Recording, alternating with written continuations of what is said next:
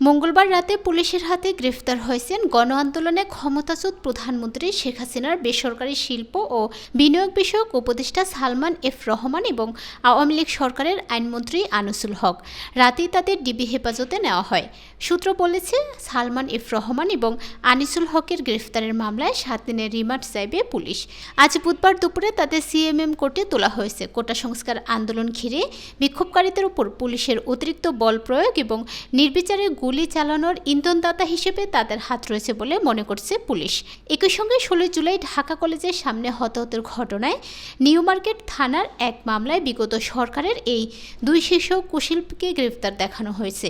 গতকাল DMP police commissioner Mainul Hasan নিশ্চিত করেন যে নৌপথে পালানোর সময় রাজধানীর সদরঘাট এলাকা থেকে সালমান এফ রহমান এবং আনিসুল হককে গ্রেফতার করা হয়।